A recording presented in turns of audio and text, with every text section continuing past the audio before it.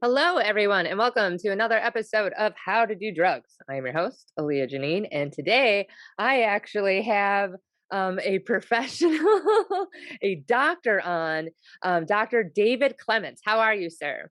I'm good. It's Friday. Get done early today. I scheduled this instead of seeing patients, so this is a nice way to end the week. Good, I'm glad. Although sucks for your patients. Yeah, Hopefully nothing in need. So what type of doctor are you exactly? yeah. So I am an addiction psychiatrist. I did a residency for adult psychiatry and then a fellowship in addiction psychiatry, which is another year on top of that. Hmm. How many years total? Because I know I have my bachelor's and I was thinking about like getting my PhD, but you're actually an MD, right? Yes, yeah. I'm the one who taught you can talk to and also gives drugs. Yeah, Nice. yeah. So it's 4 years of med school, 4 years of residency, a year of fellowship. So a lot of years. Yeah, that's a long, long time, but it was worth it, right? Like you obviously, I notice people that have to go to school a really, really long time for something must really, really love what they do to have to do that much schooling, that much education. One would hope at least. Yeah, I don't know. I think so. A long time ago, I was a mechanical engineer, and that was one of those things where you've kind of been hiking along the path long enough that it's further to turn back than it is to finish the path.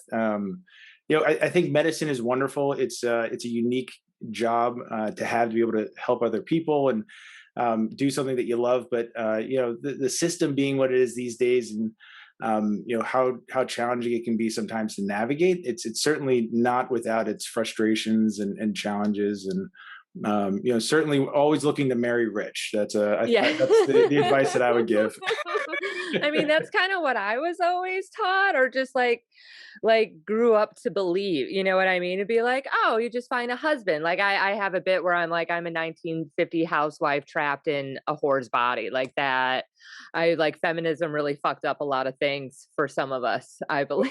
Well, I so my mom is the biggest I think influencer on me in that sense. She always said growing up to marry a doctor. My dad is a surgeon, and Okay. so I did. I married an oncologist, and Okay.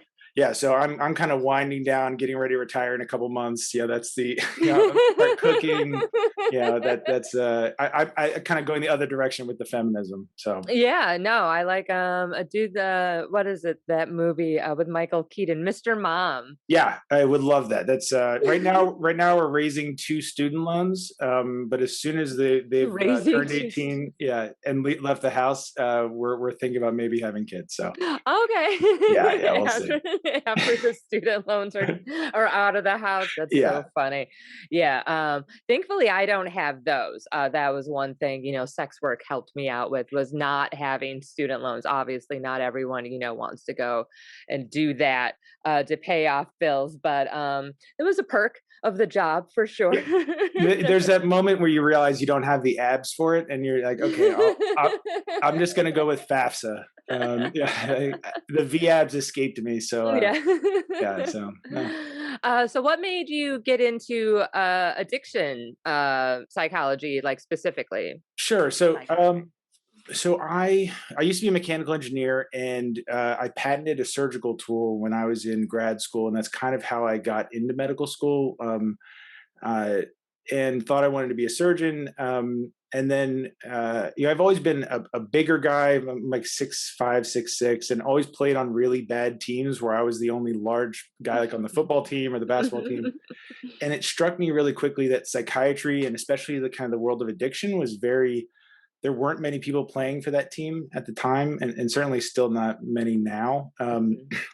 On top of that, when I was, I guess, like my second year in high school in 10th grade, a really good friend of mine died of a heroin overdose, which was it's like 1999, which is just kind of, I went to a private school in the mainline like suburbs of Philadelphia, and it Mhm. was kind of completely disconnected from our experiences otherwise, and it Mhm. always had been something that kind of sad with me. A lot of kids I grew up with, got into perk 30s and, oxys and things like that. And a lot of them, unfortunately, have kind of transitioned to heroin. And, Mhm. it's just something I saw a lot around and not many people doing it. And also, frankly, and I know this sounds kind of silly, treating addictions is fairly mechanized. Like it's actually really simple. Mhm. Like the actual medical treatment of it, which is part of why it's kind of so frustrating, as someone who knows what works and how it works, that it's not implemented more. Mhm.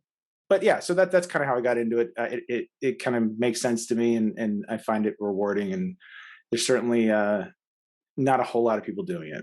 Yeah. So what so you had mentioned that like it's fairly simple, like this like whatever the steps. Why isn't it? Like what are those stages or whatever, and why do you think it's not like more predominant in helping people with addiction? Yeah, so here's some really straightforward data.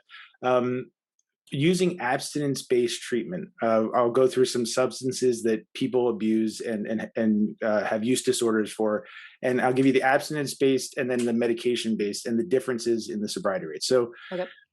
for opiates, abstinence-based treatment, which means, let's say we gave you housing, talk therapy every day, you didn't have to get a job, you didn't have any stressors other than just trying to stay sober. Mhm. 5% of people can stay sober for 6 months.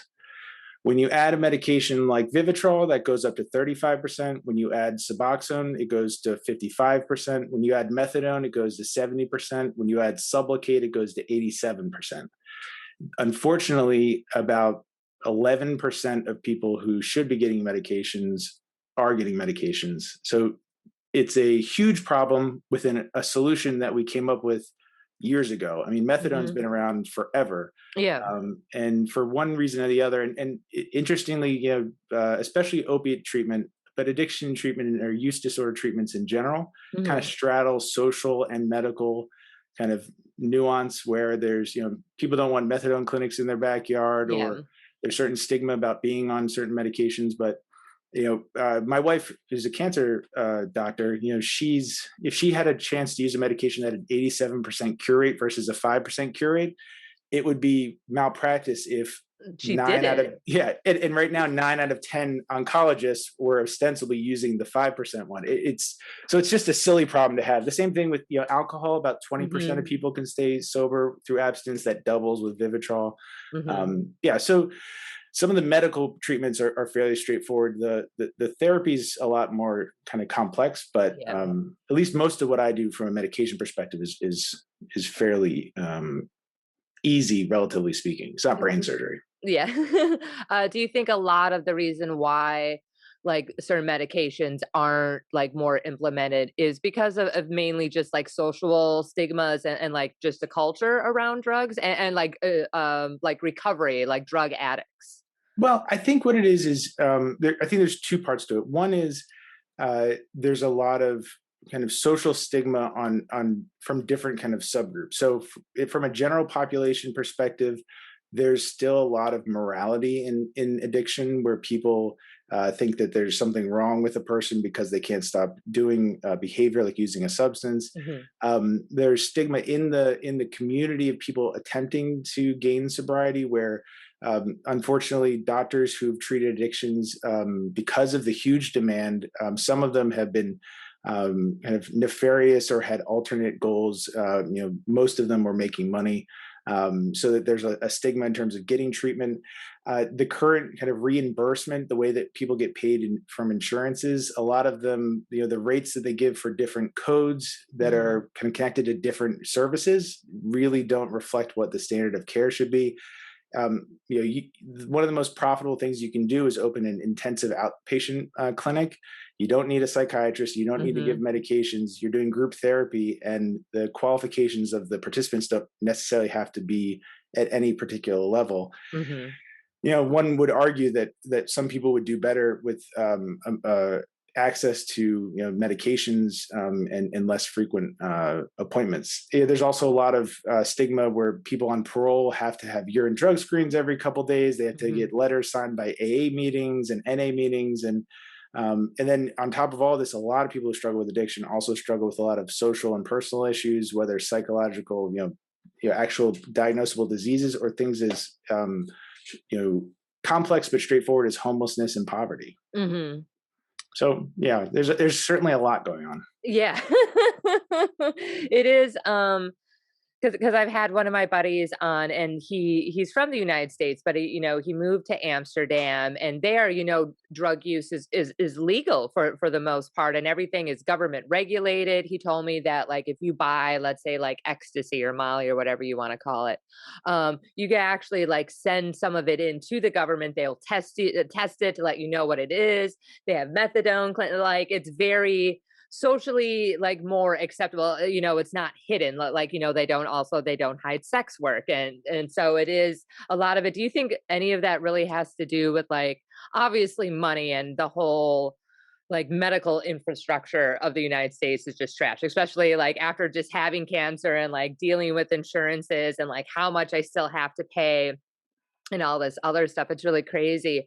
Do you think a lot of it, obviously political, but do you think there's also still like some religious like background like hidden with that at all? Yeah, I mean, I think you look at a lot of the names of hospitals. A lot of them were started St. as Mary's. religious endeavors. But I think the other part is the American healthcare system is a lot like a car that we're building piece by piece while we're driving it. So it's like it's hard. You can't stop it. Like you can't turn off a hospital. Yeah. Um, you all these systems are, once they go on, they can't go off, and they're all kind of built by different people. They don't communicate. I see people with every time I see a different person, they have a different insurance. Some people have $100,000 copay. Some people have a $5 copay, or deductibles. Hmm. There's no consistency, and unfortunately, it's just kind of it's very odd. It's like going to someone's house and every room is completely different, and Yeah. it just makes for a very strange house. Yeah, Which for a house, that actually sounds kind of cool. But yeah, when you're trying to like fix yourself, it's right. more. It's a nightmare. Yeah, Yeah. and it's and that's the other part, is that there's so many things that are your example of Amsterdam. Mhm. The reason I think that works to some extent is that on a very basic level, the psychological approach I take to addiction is an active addiction, and really active kind of dysfunction in general as a human being. Is the themes are isolation and control, Mhm. and an active recovery, sobriety, or just kind of being a reasonable kind of successful person is about acceptance and connection. And I try to keep it, from a dynamic perspective, as simple as those terms. So if you look Mhm. at in Amsterdam, by making it public, by making it open, by making it acceptable, you're increasing connection, you're increasing acceptance. I'm sure people who have done the exact same substance, and one of them has struggled and one of them hasn't. And Mhm. sure, it could be genetics to some extent, but there also likely is some component of, yeah, well, Brian was always kind of out with other people. He kind of knew what he was doing. Other people knew what he was doing. He talked about it. And, Adam never told anybody that he was doing this, and he was doing it by himself. He was secretive about it. Mhm. And I think you had mentioned sex work, the same idea of, someone's ability to kind of engage or not engage with something that is seen as taboo or isolated culturally, Mhm. certainly has a lot to do with that. Are they seeing it as something that they connect about, accept, or are they isolated in it? Are they trying to control it and manage it? Mhm. It kind of it spans all of these kind of endeavors we engage in as human beings. But when it comes to addiction, that's kind of how I try to think about it. Yeah. I do like that. Okay, so you were talking about like medications that help with opioids and stuff like that, methadone. What are some medications for people who like meth or crack, or like Great. uppers? Because I've always been an upper person and never Yeah. been a down. Fair. So, all right. So, it's a great question, and the short answer is none. Okay. um, when I was at Penn, Damn. yeah, when I was at Penn, we were doing a lot of research on stimulant use disorder, and they had tried so many times, so many different substances, that the FDA was just saying, like, please stop submitting grants for research in this area at the time, Yeah. because nothing really seemed to work. Now, from a therapy perspective, the best thing you can do is called contingency management. Have you heard of Hmm. that before? Yeah. Yeah, so contingent management is basically you pay people for urine that doesn't have the traces of the substance in it, and whether it's through like a lottery system or you're just paying them, it's actually fairly successful in terms of maintaining sobriety. From a medication perspective, Cochrane has a great review from Yale that showed that stimulant replacement had some success using Adderall or other ADHD medications for Hmm. stimulant use disorder. Recently, there's a paper, maybe like a year or so ago, that showed Remeron or tazepine had some really good efficacy with methamphetamine use disorder. And I've used that to some extent in the past. But a lot of stimulant use disorder, there's kind of two things to think about. One is, are they compensating for some other issue? So is this an issue with depression? Is this an issue with kind of physiological health? I've some people that that were actually turned out to be hypothyroid or Hmm. had issues with their nutrition that were supplementing a stimulant. Is it social? Have they kind of taken on a world that requires that they're up, 20 hours a day? And Hmm. is that an easier decision to say, I'm not going to do that job anymore rather Yeah. than stop using this? It's a thing, but to some extent, I think pathologizing all substance use is kind of a ridiculous idea. Hmm. I think we're all kind of here for only so long, and what you choose to do in terms of an experience or not. I think as long as your eyes are open to it and you're kind of willing to accept and be insightful as to what it is, Hmm. I think that's kind of what it means to be a human being. Yeah. Oh, absolutely. I've noticed because I recently found out that I have ADHD at 41, and I was Which like, probably, the stimulant uses. yeah, which makes so much sense. I had one of my other buddies on, actually, Brian Six. He's also from Philly, and we were talking about, like, because people that are partying and doing a bunch of cocaine, they come up with all these ideas, and they're like, "Oh, we're gonna do this and this," and it's like I actually do a lot of the things that I came up with. I'm like, "Oh no, that's a really good idea. We should do that." And I've spoken to another doctor as well because I asked, I'm like, between like Adderall and cocaine, because when I was in school I wrote a paper on the difference between of what sugar and cocaine do to the brain, which is basically the same thing. But I have a bit about where, like, I'm a scientist, so I got some cocaine and I always have candy. I always have candy, so I'm like, let's see what it does. It was like 26 pages. It was ridiculous. but but I noticed that sometimes with, like, because I can't take really strong Adderall, because then I'm like super wired and like cleaning, the bathroom with a toothbrush type wired. But I noticed that, like, if I have like a decent amount of like good cocaine and just like little bumps throughout the day, I noticed that actually, like, I'm not like super wired and like I could sleep a little bit better. And I even noticed that once I actually started taking Adderall like somewhat regularly. I try not to take it all of the time, but I do actually like sleep better, which is Yeah, so an interesting thing about ADHD is one of the Mhm. things we don't talk about as kind of the core dysfunction is a term called task shifting. Mhm. So ADHD is really a dysregulation or a lack of short-term memory, which is controlled it to some extent by a dopaminergic or a dopamine system. Mhm. And the short-term memory is kind of when you're writing an email and then someone knocks on your door and you turn to answer the door and you go back to sit down and you're like, what the hell was I writing about? Yeah, yeah, Yeah. yeah. It's kind of like that. Our memory is like an etch a sketch and it gets shook whenever we Mhm. shift our focus. Mhm. The That shift itself is distressing. Kind of going back and realizing you don't remember what's going on is a distress in itself and can build anxiety. So a lot of people have this kind of parallel anxiety with an attention issue. Anxiety kind of builds and can make it more challenging to go to sleep. The anxiety itself can cause issues with Mhm. concentration.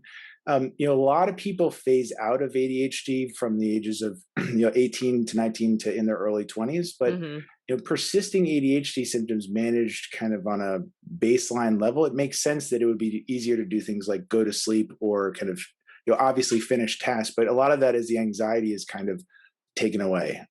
Oh yeah, no, I definitely I've always been a very anxious person.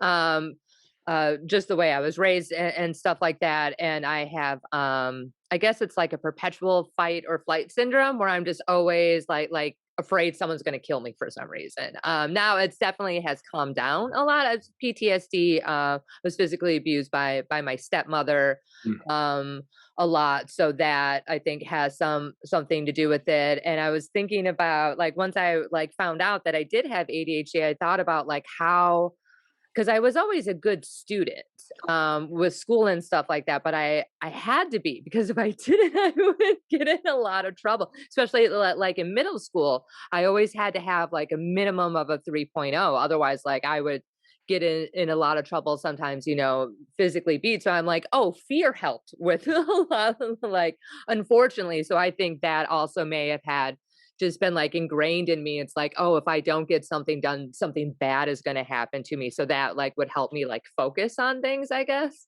Well, it's interesting. So stress releases this hormone called cortisol, Mhm. which kind of evolutionarily is the analogy I give is we need to keep the fire going. So throw everything in the house into the Yeah. fireplace. You're burning chairs and books and carpets.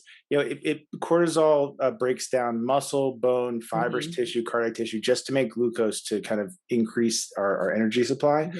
One of the things it also does is it releases dopamine. So a lot of people with ADHD do really well when they're cramming. Hmm. They do really well in stressful situations because the cortisol goes up and they can focus. Hmm. Whereas most people get much more scattered when fear gets introduced into the Oh situation. no, I'm like a freaking laser point. Yeah. Yeah, I was reading one of the blog posts you put on about your uncle. I think Hmm. it was about, Hmm. and I think it's interesting, kind of coming from a world genetically that functioned in so much dysfunction. Hmm. That there must be something to that in terms of, and I think from most of human existence has been closer to a biker gang than not. Yeah. you know, They may I, not realize it, but yeah. yeah, I was thinking about we're like probably in the first 3 or 4 generations of being as violent as possible and as strong as possible wasn't the most important thing. Hmm. I wonder if kind of the symptoms that we have now are kind of more kind of vestibular things, kind of like an appendix that Okay. we historically were under a lot more stress. Hmm. Historically, did have a lot more uh, going on that cortisol was more useful. Yeah. Yeah. People, yeah, no, that's my jam. It's cortisol and else. I mean, it's horrible. But yeah, no, it has definitely helped out a lot. Now, they're doing a lot more talking about therapy for certain things using MDMA and like LSD and mushrooms. Obviously, being an addiction psychologist, would you ever implement anything like that into with your patients, or do you try to keep those drugs away because they're like fun ones? Right, right. So I would say, it depends. I have patients who, so a lot of those medications or substances, the way that they work is kind of their dissociative properties, Hmm. and certainly, that's a tool that can be very, very helpful when someone has kind of a coupled experience to a sensation. So you'd mentioned kind of a history of trauma. Hmm. A lot of times when we have histories of trauma, our bodies respond to the slightest cue that trauma is reoccurring with the same physical experience that we had in those moments. Hmm. And that coupling is so strong because of the intensity of those experiences that one could kind of theorize that were you able to re-experience the memory objectively with while decoupling or depersonalizing the person from an experiential perspective, Hmm. you could kind of retrain the brain to access those memories without the emotional access. And to that extent, I think they're wonderfully useful. There's and I may get this wrong, and I apologize ahead of time, but I think it was Bill W. kind of the beginning of AA. Hmm. Part of his first experiences of getting sober for the first time were through a psychedelic. Yeah, no, I remember. Yeah, I think you're right. Yeah, Yeah, I so remember hearing that too. Yes. yeah, so I mean, I wouldn't discount it, and certainly not everybody. Taking one drug, all drugs that we have deemed drugs of abuse as a Hmm. culture aren't somehow connected. That if you take one, you're going to take all of them, or it's going to Yeah. cause you. So, like you said, stimulants are your jam. Giving you a sedative isn't necessarily going to throw you into a loop. I think most people don't have consistent hallucinogen use, Yeah.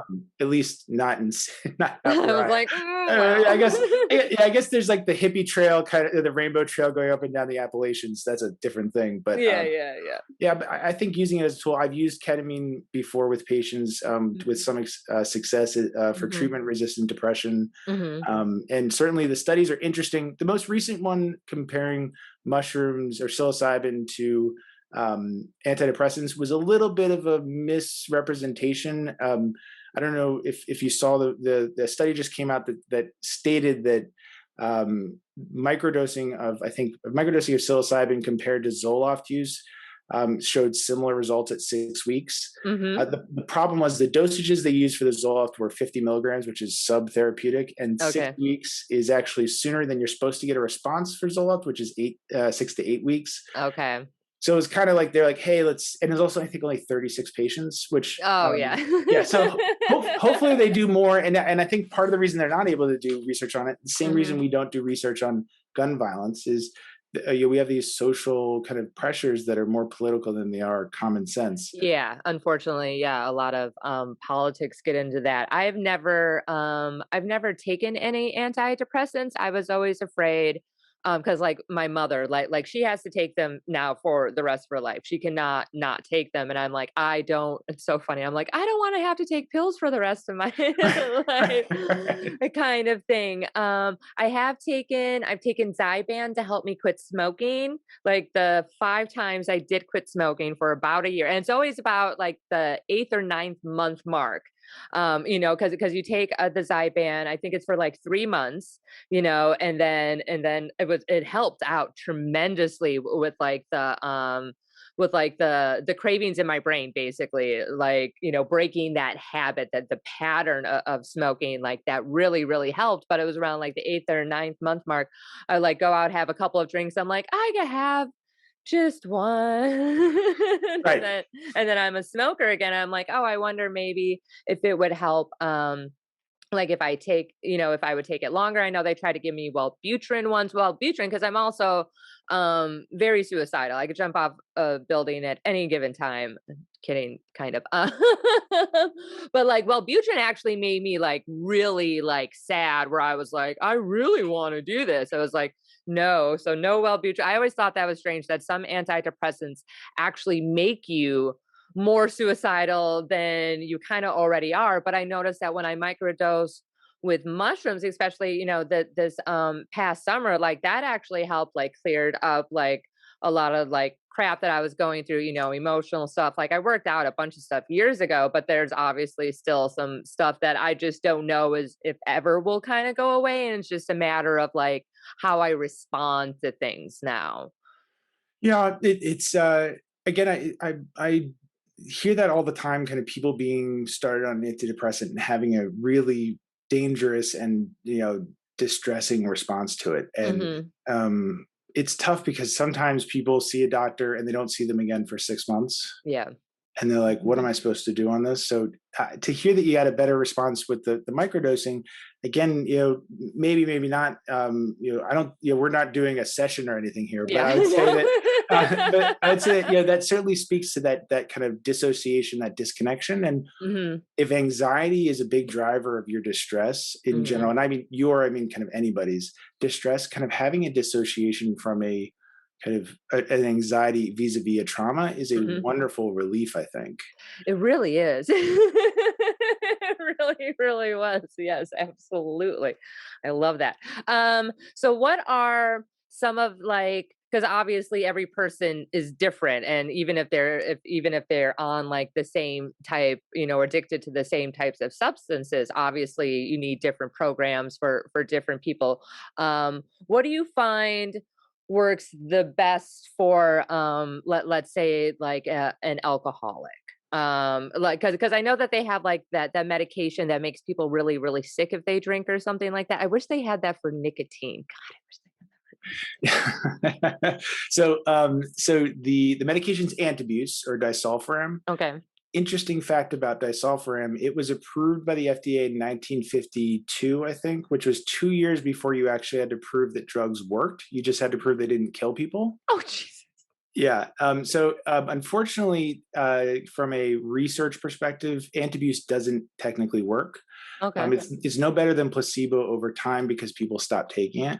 got it. I do use it fairly regularly in certain populations. If you're a surgeon or a pilot, someone who is has a oversight group or oversight committee or something that you can return to work, but we're going to have someone watch you take this every day. Yeah. It's really helpful. It's helpful in short spurts as a treatment, but the standard of care from a medication perspective for alcohol use disorder is Mhm. the Vivitrol shot, which is a once a month shot of naltrexone, and it's done in the gluteal muscle, kind of alternating side to side, month to month, and Mhm. it puts a little kind of marble of this white kind of gel that dissolves over time throughout the month. And the idea is that it stops the euphoria or buzz from alcohol. Okay. It's not perfect. It doubles the Mhm. likelihood of you staying sober from 20% to 40%. And certainly that's more than any other medication we have, statistically speaking. But Mhm. alcohol, when you think about alcohol, you think about kind of social Mhm. activities. And I think a lot of the problem with recovering from alcohol is it's such a stigma, in terms of feeling different, feeling other than. Imagine you lose all the people that you used to spend time with, Mhm. use the best coping mechanism you have access to at times. Yeah, so it's something where kind of making connection, kind of accepting and being kind of open with the fact that you struggle with it is Mhm. usually how people get through it. Yeah. Um, Now with the way, because like I love brains. Brains are super fun, and studying them. Now some people, like we had mentioned earlier, some people, can do a substance and not be addicted and just do it like casually, and then some people like have to do it constant, like how, so can you explain like how the brain functions, like why some people can just do a little bit, or and why some people get addicted? Well, I actually wonder if I could turn this back on you. Okay. So but maybe not about kind of substances. Hmm.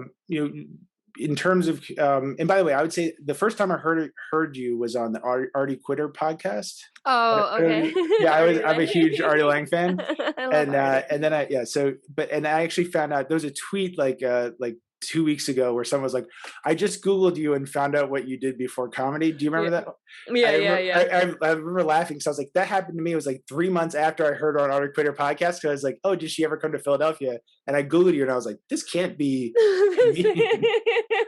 But my question is, that is in terms of sex work, I'm sure you've Mhm, seen people that have been destroyed by it, and you've seen people that have survived and kind of gotten through it, and people that have seen it as a profession that they embrace and mhm, accept and work through. In the same way that kind of asking about why doesn't everyone get addicted, what do you think it mhm. is about different people's engagement with that job where some do very poorly and some do very well? Oh, that is a good question. I think, well, with that, I think the pressures of family, definitely, like what the family may think about sex work. Obviously, social stigmas. If a person is really religious, I know that some females, that started out in porn, grew up really religious, and then did this, and then felt like tremendous guilt because of that. Um, a lot of times, money, where people can, there's a lot of people. There's this great movie on Netflix called I Care. Hmm. I don't know if you saw this, but it's about a woman who, she takes care of like elderly people, but basically like she scams them and be like, "Oh, I need to take," I forgot what they're called, but they're people like the state like provides it, be like, "Oh, you're not cognitive or you can't take care of yourself." So the state puts in, and so she goes and sells all this stuff, and she's like, she just does it for the money. Like she doesn't care what people think. And I think that, I think maybe, I guess that is like maybe like the difference between like an extrovert and an introvert is just that some people are capable of doing things, and not caring about the social repercussions of it, or the social stigmas, or the family, and stuff like that, where money may just be like a main motivator. And for me, when it came with sex work, it's like we're all using body parts. You know, people are like, "You're selling your body." I'm like, "You're sitting in an office in a cubicle for 8 hours. How are Right, right. you not You're selling?" selling your ass. You're just selling it to that chair. Yeah, and I'm like, "At least I get off on it." I'm like, "You're stuck there, you have hemorrhoids." You know what I mean? And it's like, so like that whole thing. So that's, I think money may be a big motive factor. Like it is definitely one of the biggest ones. And just being able to have like enough self-respect and self-esteem to not care about like these very outdated views, and base a lot of it obviously religion, and yeah, to just not give a fuck about what other people think. And would you say that people who did well normally kind of had other people around them that knew what they were doing, supported them doing it, Yeah. were kind of Yeah. Oh yeah, no, helpful? definitely need like I talked to my family before I did it, because like I was a stripper, and like I started dancing, like I literally started dancing to piss off my mom when I was 18. I'm like, I'm going to be a stripper, you know, because a lot of times women who get into sex work, they have more mommy issues than daddy issues. Hmm. It's definitely at least something that I have noticed. That would be an interesting thing to talk about. I haven't heard that before, and that's interesting, and certainly not something. I think the norm would be the other expectation, but Well, a lot that of for another. yeah, a lot of people think that it is a daddy issue. Be like, oh, the father wasn't in the girl's life, so she's trying to find, you know, the love of her father in other places. But a lot of times it has to do with very toxic relationships with mothers, and like for me. Like I know my mom loves me very much, but a lot of times she just let me do whatever I want. She'd be like, all right, well, you need to figure this out on your own. Like she wasn't very supportive. She wasn't. I remember when I was like by the sixth grade, I was taller than her. So I kind of like, I had no respect for my mom for a really long, mainly just because I was bigger than her. I'm like, oh, and that's growing up with giants, be like, oh, I could beat you up. So you can't tell me what to do. I was such an asshole. Growing up. Um, fuck, what were we talking about? Moms. We were talking about kind of how people survived kind of the Oh, sex yeah, work yeah, yeah, industry. yeah, the Stigma. Yeah, so I had told, I talked to my uncle about it, and I'm just like, because like most of the people I'm related to are men. I have one aunt, you know, and they're all uncles, and then cousins are normally like most of them are all dudes. So I'm like, I kind of have to tell them, and I'm just like, hey, I can make this much money. And then at the time, I'm like, it's just something I want to try. Like you know, I'd gone to school to be a cop, and like they were surprised, but they were also like not surprised, if that makes sense. They're like, well, yeah, you do like to do really crazy things, and you're related to us, so yeah, Right. not that big. So Surprise. what you just kind of went through is what I hear is people who struggled were isolated because they Hmm. weren't telling anybody. They Hmm. were trying to control. Maybe they weren't. They didn't want their this information getting back to their family. They didn't want anyone to know what they were doing. Hmm. Whereas someone who was doing it successfully accepted, understood what it was, and was Hmm. connecting with other people, saying, "Yeah, this is what I'm doing." Hmm. So to answer your question, I would say Yeah. that it's very, very similar when it comes to substances. When Okay. it's hey, this is what we're doing together. I understand what this is. I know when I use it, when I don't use it. Now, certainly there's some exceptions. Hmm. I time and time again, crack cocaine seems to be like this just other monster, from a treatment perspective. But in Hmm. general, I think that maintaining acceptance and connection and kind of rooting yourself in that. I think that's how people get through and kind of use substances recreationally rather than using them as a treatment of Yeah, themselves. or it's like a clutch or whatever. Yeah, no, I've definitely have done both. a, Yeah, a and little and bit, yeah. and that's the other thing. Life is not black and white. People can be addicted to some things, not Hmm. addicted to others. Can struggle with some substances, but only some of the time. Hmm. Um, you know, I love that Louis C.K. joke. I don't do drugs unless I do, because then they work really well. Mhm. Yeah. Like, yeah, that's hilarious, and it's yeah, I think to say that someone has to be one way or the other is Mhm. ridiculous. I mean, I've never met two people who are the same.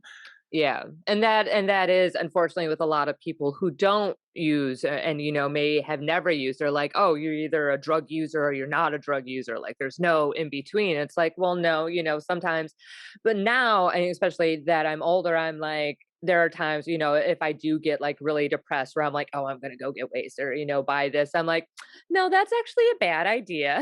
Like that's a clutch kind of thing. And it's like I always say I'm like, we're a little too old for that now. Like Right. Yeah, I remember when you can almost tell yourself like, I know this is stupid, but I've got like 3 more years of stupid left in me. Yeah. Oh yeah, that was up until I was like 35. I'm like, all right, I can't use that excuse Yeah, anymore. I put my name on a mortgage document, and I was like, I guess this is like stupid has turned off. I guess that's the Yeah. When yeah. you that signing a lease for an expensive ass apartment. Yeah, I'm like, oh, I'm a grown up now, I guess. Oh, okay, it's grown up time. Did you now? Let me. This is completely off topic, but did you, with the world of COVID, did you have any thoughts about leaving New York? No, no, my mom had asked me, like if I wanted to go to Wisconsin and stay with her and my stepdad, who is a big Trump supporter, with their crazy dog. It's a golden lab who isn't fixed yet. And like my dog's older and very chill. And I'm just like, oh no, I'll take my chances on the island. Yeah. Because I may kill one of you. And I'm like, no, I didn't. I didn't like it was interesting. Like I have jokes about it, how I thought I was gonna be, Furiosa from Fury Road or whatever, but I ended up being Alice in Wonderland just tripping like most of the pandemic. That's all like because there was nothing else to do. And so I like mushrooms and stuff like that. But like yeah, last summer I did like a lot more acid, like almost as much acid as I did, or maybe more than like when I was in high school. I was just like, well, let's do some acid today. Fuck it. Yeah, and yeah, that was one of the things that came up a lot over this last year. Kind of Hmm. treating addictions was a lot of our isolation really had people struggling, and Yeah. a lot of substance use kind of picked up to some extent. Some of it Mhm. ticked down because access was a little harder. Yeah. Not But for me. yeah, but some of it picked up. Yeah. But yeah, I guess there's a lot of comedians leaving New York. Anthony Cumia is going down south. People Yeah, a are doing bunch of everything people are remotely. going to Texas. Yeah, Rogan and everyone's have moved to Texas. But have you? I mean, I guess kind of the world of comedy needs the kind of you know density that you find in places like New York City, and Mhm. is that still and that's one thing I love about the kind of stand-up comedy, going to see it. It is very social. It is very kind of communal, Mhm. especially open mic circuits. It's the same 50 people kind of in these places Monday, Tuesday, Wednesday. Then you see Mhm. something you saw on Monday on Thursday. Kind Mhm. of refine a little bit more. So is that picking up again in New York? Oh, yeah.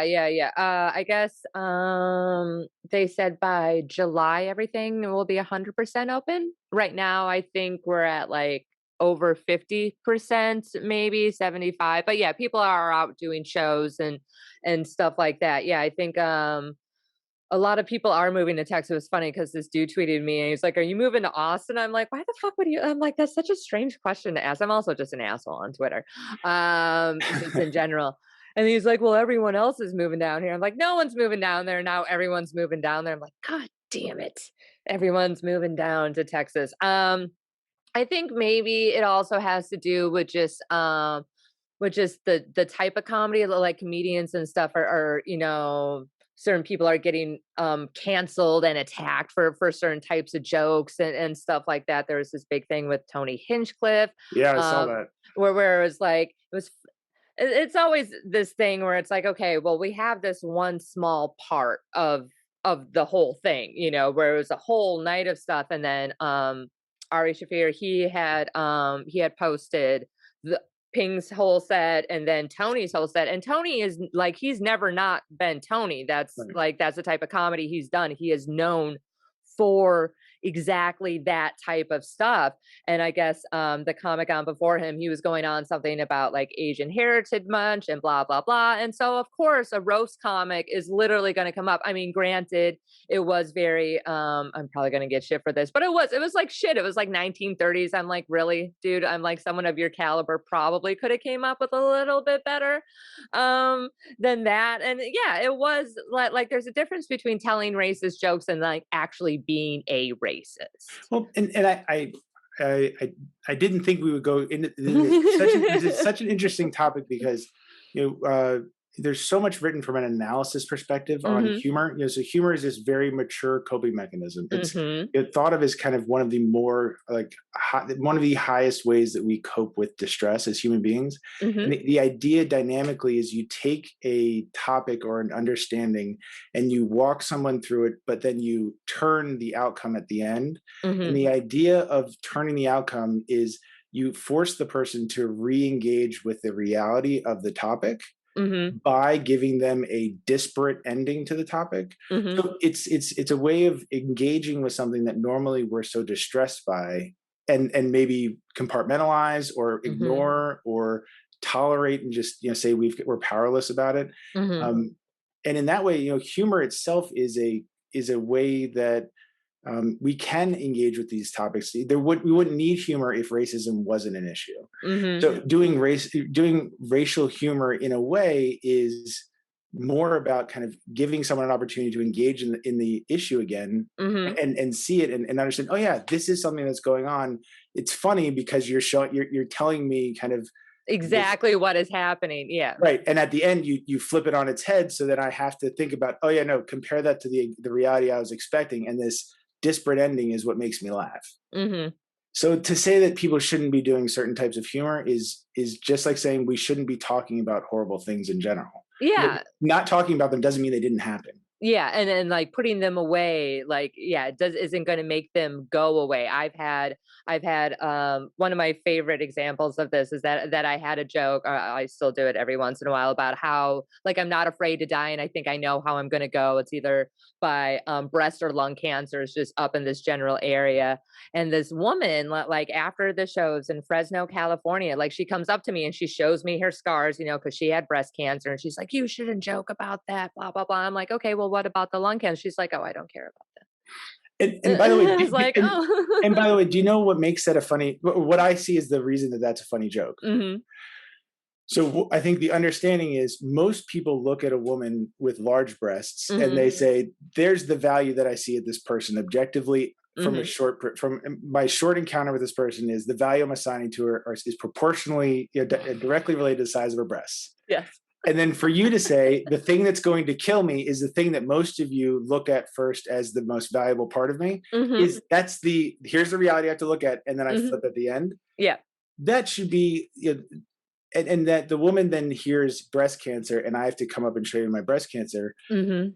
would be even funnier if she was making a joke about, if I was going to lose them, I wish they had been bigger at first, or Yeah, yeah, I like, think Tig Notaro has a joke, something about that, right, where she's like, "I don't even have any titties. How are you gonna give me titty cancer?" or something, yeah. right, right. Can you imagine how strong the cancer is going to be when they're this big? Yeah. Like I've got no chance.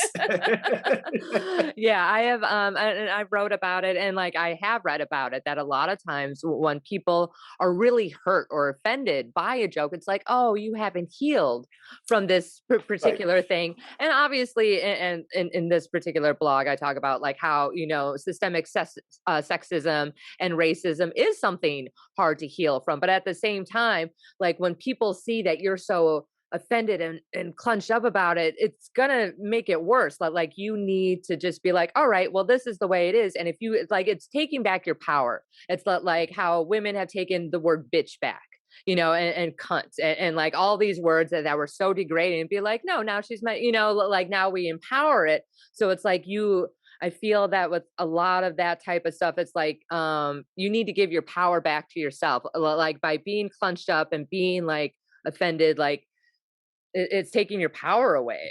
right. And you and I were actually talking about this earlier when it comes to it's basically trauma. It's the same Mhm. themes. It's if something happens to you and you're traumatized by it and you never bring it up, you compartmentalize it. If Mhm. anything reminds you of that experience, you activate as if it's happening again. Mhm. And the treatment for trauma is exposure, repeated exposure, Mhm. re-engaging with it. Why the mushrooms are useful is it disconnects the experience from the re-engagement. Mhm. Humor is the same way in that you can re-engage with a topic that you normally feel you can't talk about or think about Mhm. in a way that is safe because you're with a bunch of people, it's accepted, you're here for a show, and Mhm. you're connecting in this kind of experience of laughter. Yeah.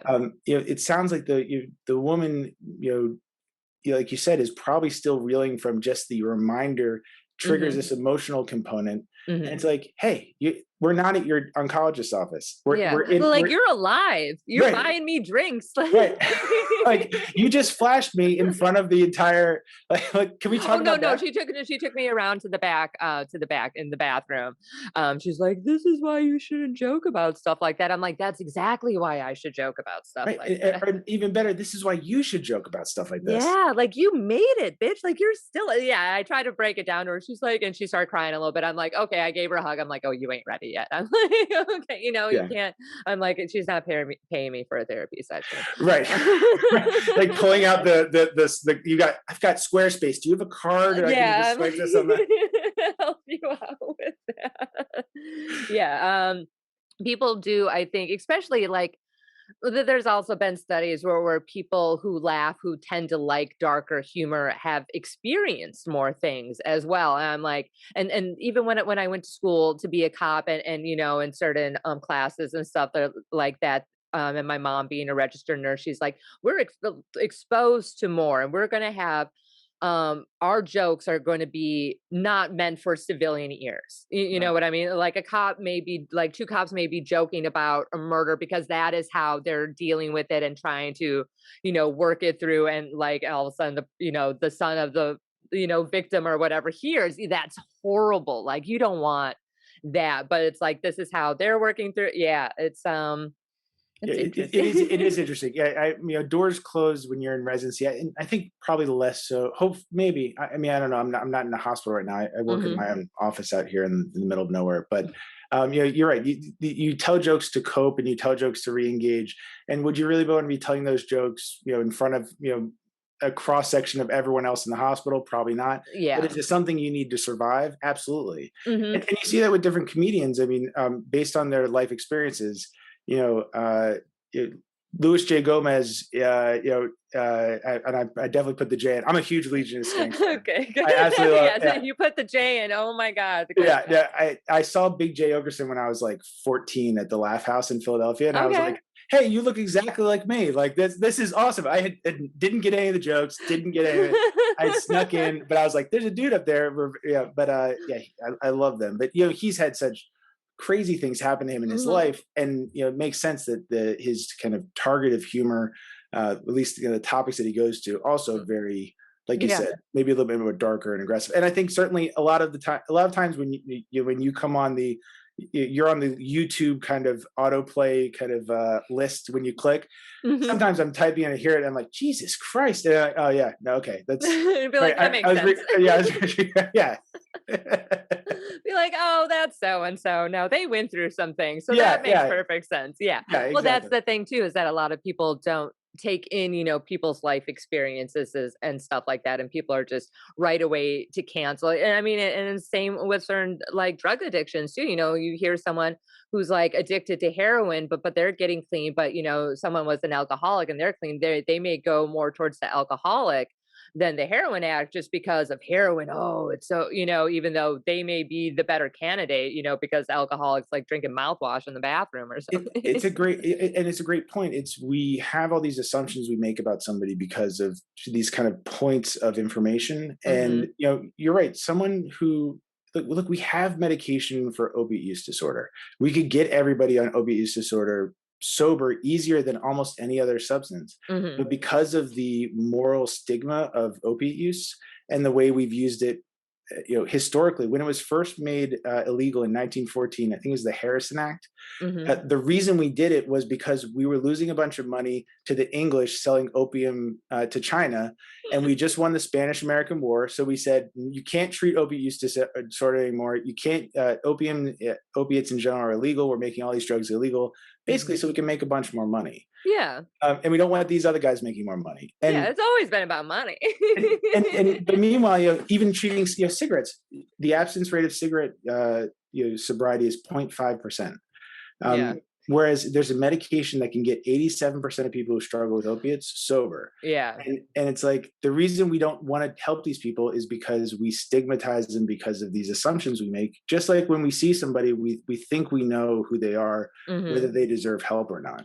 Yeah. And that's always, That's always been really interesting because I know, like, my dad is a raging, he loves all of the drugs, all of them. And so there'll be times when he would want to get clean, and because he was a Vietnam vet, and a manic depressive bipolar, like he did, like all of the things. Like a lot of times, people didn't want to help him. They're like, "Oh, you're too complicated." It's like, well, that's an Right. understatement. Or from what I can see, I'm projecting, this isn't going to go well.